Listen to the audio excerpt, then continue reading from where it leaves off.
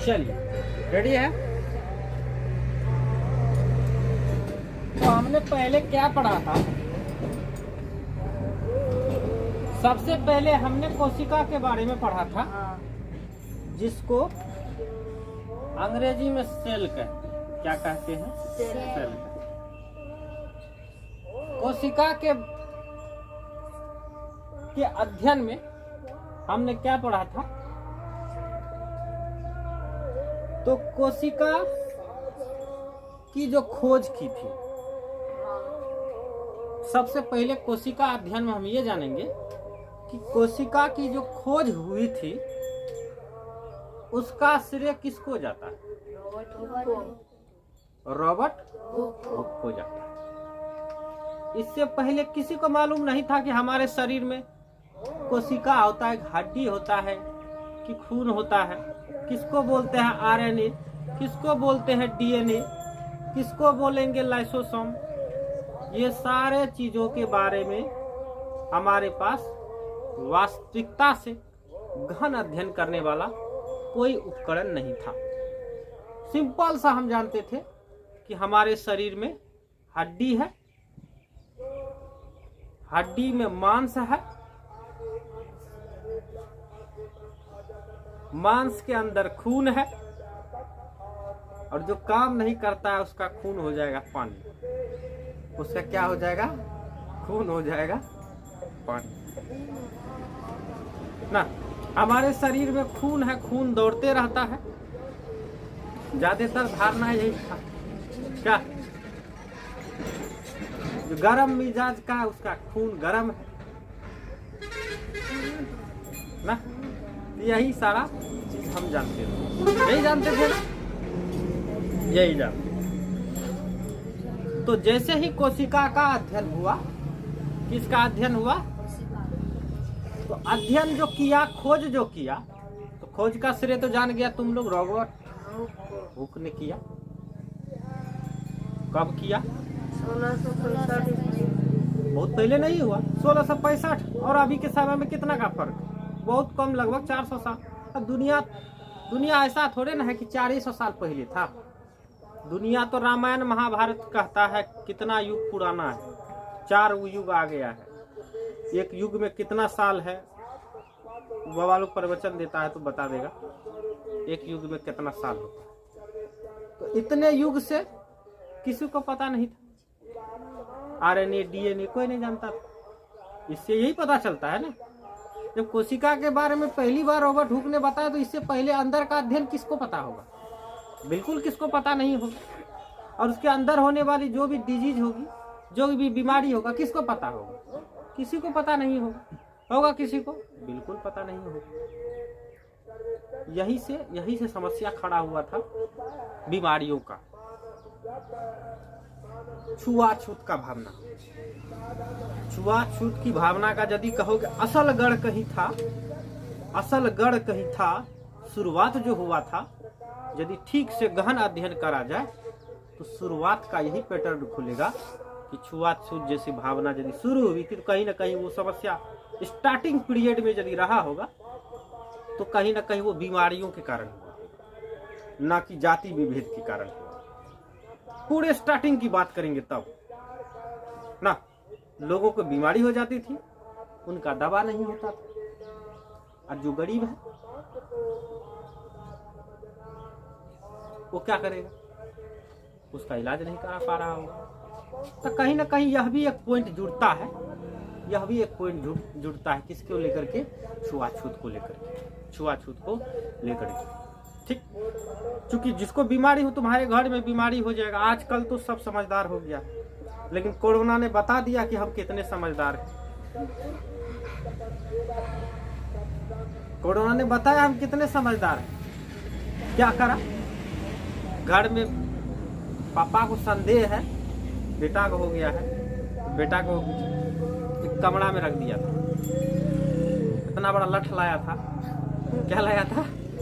इतना बड़ा लठ लाता था और उसमें खाना लटका देता था, बेटा को यहाँ से पार्सल कर देता था। जब पिताजी है, बेटा है, तो बेटा बाप को पार्सल कर रहा है। ऐसा हो रहा था? नहीं हो रहा था। घर में भी दूरियां थी, घर में दूरी बना के रख रहा था। एक घर का लोग था तो सब अलग अलग रह रहा था, बिल्कुल रह रहा था, मानना पड़ेगा तुमको। सबसे बात वह हुआ थी कि जो वायरस इन्फेक्टेड बीमारी होता है, वायरस से होने वाला जो बीमारी है, वो एक आदमी को हुआ तो फिर उसके संपर्क में जितना भी लोग आएंगे सबको उधर लेगा। लेकिन शुरुआत में लोगों को ये पता नहीं था कि कौन सी बीमारी वायरस है और वायरस क्या है, कैसे फैलती है, इसके बारे में किसी को मालूम था ही नहीं। इतना सारा कोई घटना जाने तब ना उसको फिर, चाहे वेद लोग हो, वेद पुराण हो, जो भी हो ना,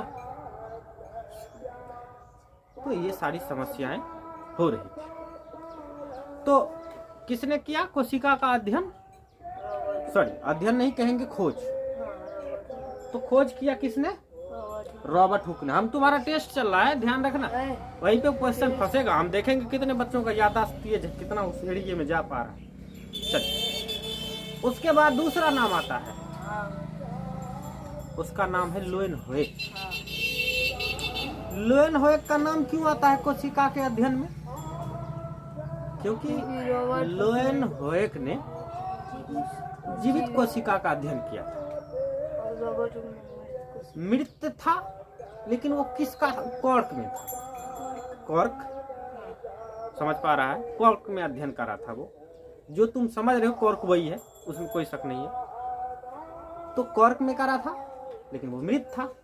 लेकिन उन्होंने एक रचना देखी थी मधुमक्खी के छत्ते जैसे। उन्होंने कहा था कि इसके अंदर कोई ना कोई रचना है, लेकिन पूर्ण रूप से जीवित का अध्ययन करा किसने करा? लोएनहोएक ने फिर कहानी को आगे बढ़ाया। उसी रॉबर्ट हुक का नाम पहले इसलिए आएगा कि रॉबर्ट हुक ने एक उपकरण का इजाद किया था। वो उपकरण कौन सा था? एक उपकरण कह सकते हो, क्या था वो? एक उपकरण का इजाद किया था, एक उपकरण बनाया था। इसीलिए रॉबर्ट हुक सर्वोपरि है कोशिका के अध्ययन में।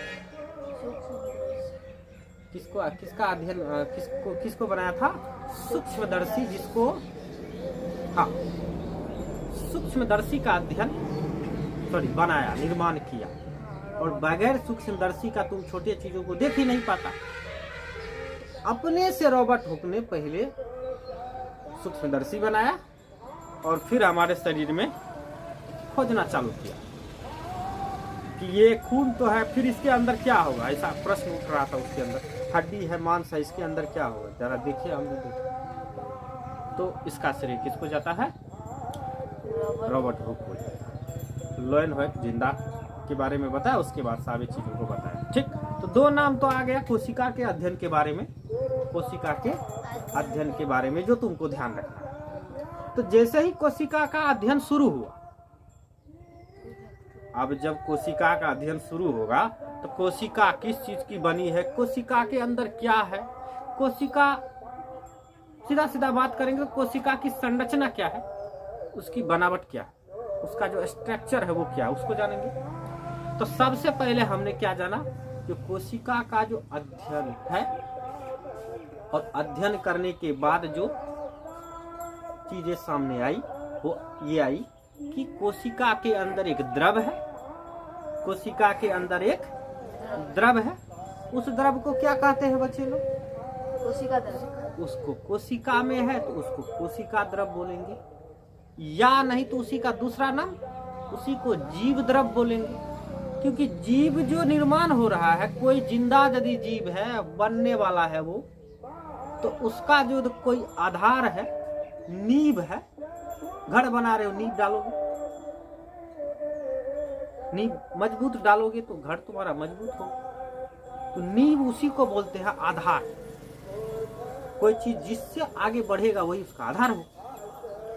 तो जीव का जो निर्माण का शुरुआती आधार है वो कौन सी है? कोशिका द्रव, या उसी को बोलते हैं जीव द्रव। अब फिर जीव द्रव में भ्रमण करना चालू करेगा। अब जीव द्रव आया, द्रव समझ रहे हो, जो पानी जैसा होगा, एक तरह से गाढ़ा होगा, तरल होगा, तैरता हुआ होगा। ठीक, पेस्ट जो तुम बनाते हो, क्या ले जो बनाते हो तो गाढ़ा हुआ, उसमें खून पानी सब है, मांस भी है, सब पूरी तरह से उसके अंदर एक द्रव है। समझ पा रहे हो? ठीक से समझना है तो अंडा को खोल के तोड़ दो, उसके बाद जो बहता ऑमलेट खाने जाता होगा तुम लोग। जो जाता है उसके लिए कह रहा हूँ, जो नहीं जाता है उसके लिए कोई दिक्कत नहीं। तो उसके अंदर जो वो द्रव है पानी जैसा है रहता है, देखता होगा उसको, जैसे फोड़ता है तो पूरा एकदम से कैसा पानी जैसा रखता है, तो उसी के जैसा माना जाएगा कि जीव द्रव होता है। क्या होता है? जीव द्रव। अब उस जीव द्रव, हाँ जीव द्रव में उसके बाद उसका अध्ययन चालू हुआ, तो जीव द्रव में पाया गया, क्या पाया गया? हाँ, उससे पहले हम जान लेंगे, थोड़ा सा यहाँ रुक जाना, इस टॉपिक को मैं बाद में बताता हूँ, पहले इस टॉपिक को समझ लेते हैं। तो कोशिका का अध्ययन जब करा गया तो पता चला कि कुछ जीव ऐसा है जो एक कोशिकीय है और कुछ जीव ऐसा है जो बहुकोशिकीय है। कुछ जीव ऐसा है जो एक कोशिकीय है और कुछ जीव ऐसा है जो बहुकोशिकीय है। एक जीव को जीने के लिए जो कुछ सब चाहिए वो सब किसके अंदर होता है? कोशिका के अंदर होता है। किसके अंदर होता है? कोशिका के अंदर होता है। किसके अंदर होता है? कोशिका के अंदर। उसके बाद क्या हुआ भाई? तो कोशिका को फिर आगे चल करके, हाँ, एक कोशिकीय जीव, बहुकोशिकीय जीव देख लिया था, अमीबा था, पैरामेशियम था, ये सब जीव को क्या कहा गया? एक कोशिकीय की बहुकोशिकीय। अमीबा है, पैरामेशियम है, इसको एक कोशिकीय कहा गया कि बहुकोशिकीय कहा गया? अमीबा और पैरामेशियम एक कोशिकीय जीव रहा। इसके अलावे जितने भी जीव हैं, चाहे आदमी हो, कुत्ता हो, चाहे पेड़ पौधा हो, कुछ भी हो, सबको किसके अंतर्गत रखा गया? बहुकोशिकीय जीव के अंतर्गत रखा गया।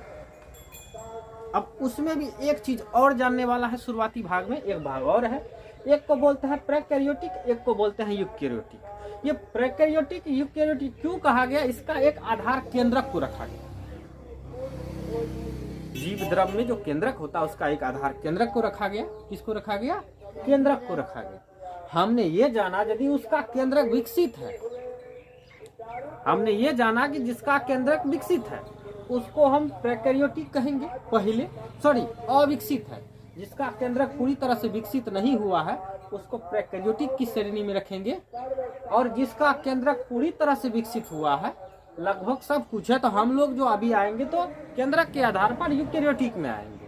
केंद्रक के आधार पर यूकैरियोटिक में आएंगे। इसका था नीलहरित शैवाल था, इसके अंतर्गत वायरस था, इसके अंतर्गत, किसके अंतर्गत? प्रोकैरियोटिक के अंतर्गत। बात पकड़ में आ रहा है? इसमें बात यह था, इसमें इसका जो केंद्रक होता है वो पूर्ण रूप से विकसित नहीं होता। किसका? प्रोकैरियोटिक का। किसका? चलिए हम लोग किस में आएंगे? प्रोकैरियोटिक, यूकैरियोटिक में। किस में आएंगे? यूकैरियोटिक कोशिका में। एक कोशिकीय जीव, बहुकोशिकीय जीव देख लिया हमने।